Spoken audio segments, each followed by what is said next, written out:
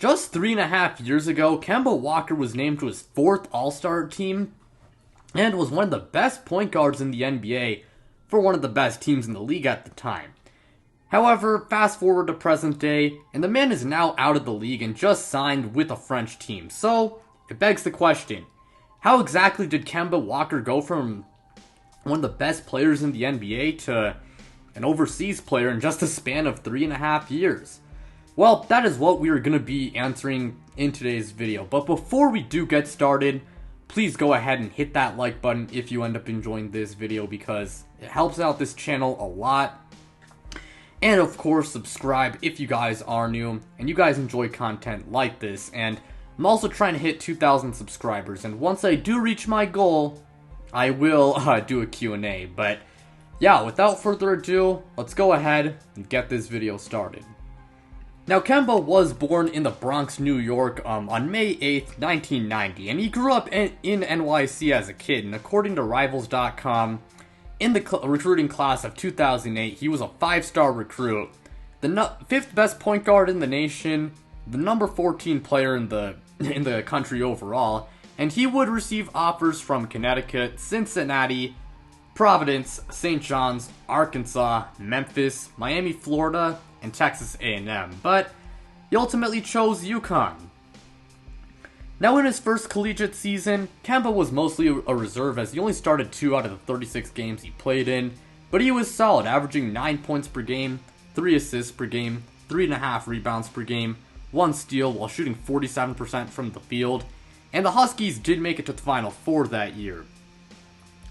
Now, in his sophomore year, Kemba did get the starting gig, and while the Huskies as a team were not quite as good as the year before, and his efficiency was pretty mediocre, he did average 15 points per game, 5 assists per game, 4 rebounds per game, and 2 steals per game. But Kemba's junior year would be one for the ages, as during that year, he put up numbers of 23.5 points per game, 4.5 assists per game, 5 rebounds per game, and 2 steals per game while shooting 43% from the field, leading UConn to being one of the best teams in the nation that year.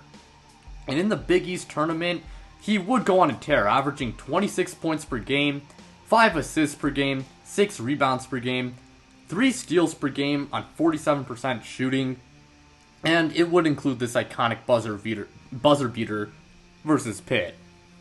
Guarded by Wanamaker with 10 seconds to go. Coombs McDaniel on the screen. Walker with 7. Got a mismatch. Walker on McGee with 4. Kemba Walker. Step back. Walker. Cardiac Kemba does it again. UConn wins at the buzzer. UConn would win the Big East tournament that year, and Kemba did take MVP honors after leading his team to a victory in the Big East tourney in the Big East championship versus Louisville. And in that 5-game stretch, he did score 130 total points, which was an NCAA record in the past 15 seasons at the time. UConn would make the national championship during the March Madness tournament that year, and they beat Butler to, well, win it all. And in the March Madness tournament, Walker would average 23.5 points per game, 6 assists per game, 6 rebounds per game, and 1.5 steals per game. Along with that, the man would be a runner-up for the Oscar Robertson Trophy, was named a first-team All-American, won the Bob Cousy Award, was named the NCAA Basketball Most Outstanding Player, and was inducted into the Huskies Ring of Honor, so quite the junior season. Now, after his 3rd year at UConn, Walker would declare for the 2011 NBA Draft and was viewed as one of the top prospects in the class that year, as he was praised for his quickness, ball handling, scoring ability, his shooting, ability to get steals, leadership, along with his ability to pass the ball. But there were concerns about his size, as he was, well, just 6 feet tall, which is short for basketball standards, and his shot selection, but he was still viewed as a great prospect, and with the 9th overall pick in the draft that year, the Charlotte Bobcats would select him, beginning his NBA career. Now, his rookie year would start later than usual due to a lockout, and it wasn't very good as, he would only start 25 out of the 66 matches that he appeared in, put up numbers of 12 points per game, 4 assists per game, and 5 rebounds per game on pretty bad efficiency. Not to mention, the Bobcats would end up having the worst record in NBA history that year, so not a great rookie year. However, he would improve a lot in his second season as he would put up 18 points per game and 6 assists per game on 42% shooting from the field. And hey, the Bobcats didn't have an all-time bad record. He would average similar numbers all the way from 2013 to 2015, but it never really translated to much team success as Charlotte, they only made the playoffs once, when in 2014 the Heat destroyed them in the first round. But Kemba that year in the playoffs did average 19.5 points per game, 6 assists, 2 steals per game, on 47% shooting from the field and 50% shooting from 3. Now, during his fourth season in 2015, Charlotte, who did rebrand to the Hornets that year, they handed him a 4-year, $48 million contract extension. But the following season in 2016, Walker would take a big leap and had the best season of his career up until that point, as he put up 20 points per game, 5 assists per game, 2 steals per game, on 43% shooting from the field and 37% from 3, while leading Charlotte to the playoffs that season. Now, the playoffs wasn't really that eventful as the Hornets, they did fall to the Heat in the first round that year, and Kemba, although he did average 23 points per game in the playoffs in 2016, it was on pretty bad efficiency. Now, after that 2016 season, Kemba would only get better, and he turned into one of the best point guards in the NBA, and he was named an All-Star for 3 straight years from 2017 all the way until 2019. And in 2019, he had by far the best season of his career, averaging 26 points per game, 6 assists per game, 4 rebounds per game, while shooting 43% from the field and 36% from 3, and he made All-NBA third team that season. But unfortunately, during that time period, it never really translated to much team success, as from 2017 to 2019, the Hornets never made the playoffs, and it led to a lot of fans clamoring for the Hornets to trade him, as despite the fact that he had spent years with the team and had spent his whole career with the organization, they had failed to give him a good team so that he could properly win. Luckily, in the 2019 offseason, he was a free agent, and after spending his whole career in Charlotte, he decided it was time for a change, and he would sign a 4-year, $141 million contract with the Boston Celtics in the offseason that year. Now, when he joined Boston, a lot of people were happy and hopeful that he could finally experience winning, as the Celtics were coming off a disappointing season. While they had lost Kyrie and Al Horford to free agency that offseason, well, they did sign Kemba, who could pretty much act like a Kyrie replacement.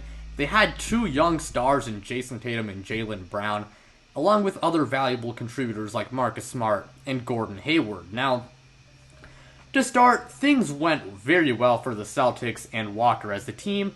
They were 38-16 and a top 3 seed in the East by the All-Star break of the 2020 season, and Kemba Walker up until that point of the year had been put up numbers of 22, 5, and 4 on 43, 39, 87 splits. However, he was starting to experience some soreness in his knees before the All-Star game in 2020, and Brad Stevens, he said that it really was not anything that serious, and Walker, he would be named an All-Star that year, and he played heavy minutes in the All-Star game that year, which, in hindsight, would be a massive mistake. These knee issues would continue after the All-Star break, and even when the NBA started up again in the bubble, he had a lingering knee issue. Now, no one thought of much of it at the time, but this would prove to be way more serious than anticipated. And Walker, he would finish the 2020 regular season averaging 20 points per game, 5 assists per game, 4 rebounds per game while shooting 42.5% from the field and 38% from 3. Now in the first round versus Philly, Kemba had a pretty good series, and Boston would sweep the Sixers. However, after that first round, his play slowly declined, and he did not look like himself at all. The Celtics did have a pretty successful season, but unfortunately, they would fall to the Miami Heat in the Eastern Conference Finals that year. But overall, it was a good year for both Walker and the Celtics. But unfortunately, 2020 would be the very last time we would ever see the man in All-Star form.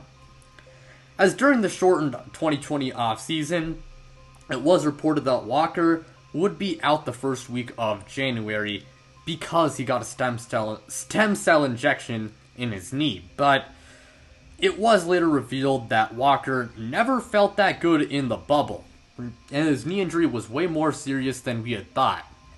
Now, after missing some games to start 2021, Kemba would return, but this year would be the year that it came crashing down for Kemba, and, well, it would be a forgettable season for Boston, as when he came back, Kemba looked like a complete shell of himself.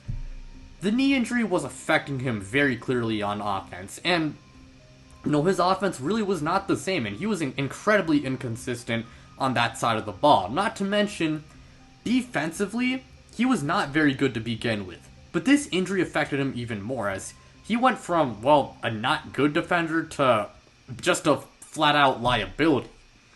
The Celtics as a team also struggled, as after being one of the best teams in the league the previous year, they barely made the playoffs as a mere 7 seed, and their season came to a quick end as they lost in a gentleman's sweep to the Brooklyn Nets that year. And after 2021, Kemba's time with Boston would come to an abrupt end, as on June 18th, 2021, he would be traded to the Oklahoma City Thunder. Now, after he was traded to OKC, no one expected him to stay with the team very long, and he was bought out in August that year. And after being bought out, he would end up signing with his hometown New York Knicks in free agency. Now, when that did happen, many people were actually very ecstatic about the signing, as NY had surprised many people the previous year, and people were hoping that Walker could have somewhat of a resurgence in New York and give the Knicks some much-needed offensive firepower. Now, admittedly, I hoped he could do just that at the time, and in fact, I even made a video back then explaining why the Knicks were going to be really good in 2022 and why I thought Kemba would bounce back. Now, that did not happen, as you'll see later, but as I said before, that did not occur as he wasn't very good to start the year, and in late November, he would be completely removed from the rotation. Now, he would eventually re-enter the rotation after Derrick Rose suffered an injury later that year, but he would only last till February before they mutually agreed that he would sit out the remainder of 2022. And to add salt to the wound, well, the Knicks massively underachieved that year, so yeah, that was a terrible take by me at the time. Now, he would be traded to the Pistons in the 2022 offseason, and of course, the Pistons, they bottom out as expected, and he would have a short stint with the Mavericks during the 2023 season, but he never really did much outside of one 32-point game, and yeah, he didn't really play any NBA basketball in the 2023 season. Now, recently, in the 2023 offseason, he would end up signing with a European team named AS Monaco, a team based in France. Gotta say, it's really sad to see all this happen to him, as I loved him a lot in his prime, and he's a really good, I think he's a great person as well, and when assessing what led to where we are now, I think it's pretty clear that the knee injury in 2020 is what caused his downfall, as it was really mishandled. He never really should have played in the All-Star game, and, as it really did make his knee injury worse, and along with that, I mean, the Celtics definitely tried to hide the fact that Kemba's knee injury in the bubble was a lot worse than we thought, and ultimately, that mishandling of his knee injury really ruined his career, if we're being quite honest. And sadly, I do not think we are ever going to see prime cardiac Kemba ever again. I think pretty much everyone knows that at this point. In his time in the league, it's probably over. But with that said, he had a really good NBA career, and it's one that many would kill to have.